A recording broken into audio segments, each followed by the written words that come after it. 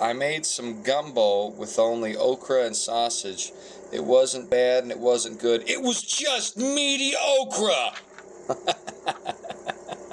I actually like this one. That one, this is stupid and it's simple. It's stupid and it's simple, like an Imperial Star Destroyer, which is basically a Star Wars space triangle with some model airplane parts taped on. Right, Kitty? You know. That's right. Just sit down. This crazy cat bantha here, trying to destroy my Star Wars New World Order origami. Does that pass? And get your tail. Get your tail out of the way, cat. This is just a smartphone suspended in a microphone stand, all right? Anyway, so the Star Destroyers are meant to represent Nazis, but now they represent NWO. NWO. I tried to get it in before the minute break. It's ironic. And what's really funny to me about Star Wars, I love Star Wars, but from the very beginning, it's been a bit of an indoctrination vehicle.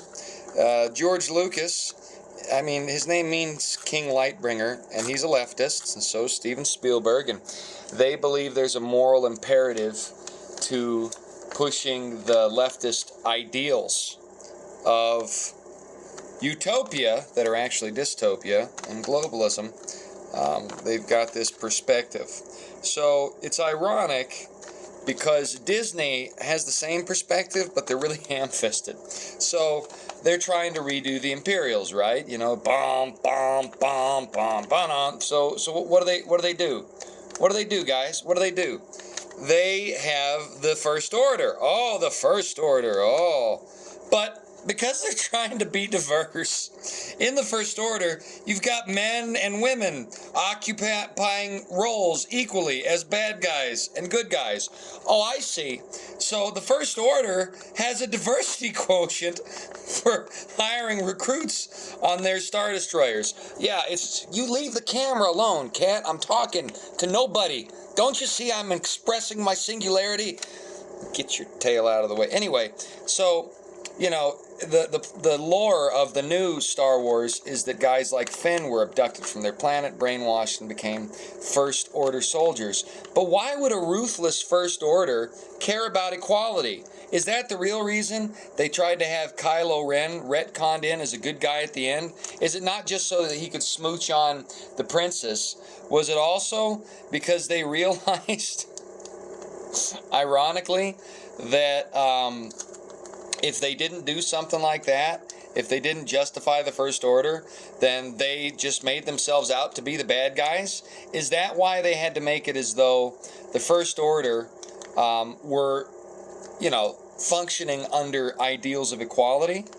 It doesn't make any sense, does it? No, it doesn't make any sense. And the reason it doesn't make any sense is because the Disney Star Wars movies didn't make any sense. And the reason they didn't make any sense is because they took George Lucas's carefully crafted mythology designed for the purposes of introducing Eastern mysticism to Christian audiences in the West, and they crapped all over it by trying to homogenize it to match their traditional Disney model. And the fact of the matter is, it just does not work. It does not work how they expected it to. It just does not. It just does not. Okay, I just messed up here. I gotta fix this. Okay, so what in the world did I always do this. This is the part of the video where I mess up, and I don't know how I did that even. Okay, let's get you.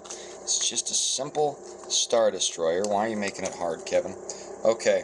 Anyway, so I just find that hilariously ironic that the First Order had race and gender specifications in the staff of its Nazi placeholder bad guys, because that's what they were doing. They're placeholders for Nazis. That's who the Imperials are. They're placeholders for Nazis. I mean, it's not that hard to believe. George Lucas is Jewish, for goodness sake. Of course they're the bad guys. So these placeholders for Nazis, Disney ham-fistedly turned into egalitarians. But here's the biggest irony, and this is why this is in NWO Origami. The Nazis were liberal, national socialist is the contraction for Nazi. What really happens with liberalism is once it metastasizes past a certain point, it becomes totalitarianism. And the reason for that is liberal ideology juxtaposes fiction for the truth, which normal, intellectually honest people begin to realize eventually. And so the only way to keep everybody under the thumb of the BS is through ironclad propagandization. Propagandistische Fakultät. Anyway, so ironically, leftist societies, it's a hollow Star Destroyer, so you can play with it on your finger. It's a star bugle. Anyway, they become totalitarian states. That always happens. Mao, China, North Korea, Cuba, Soviet Russia, Venezuela. They all become that way because socialism is just rebranded Luciferianism, both of which are a pyramid scheme, spiritual ideology designed to suck in the initiate and make them a cog in the machine. But anyway, here's a Star Destroyer for you for today's Origami. It is the day after Valentine's Day, and this has been NWO Origami with Kevin Bennett and his cat.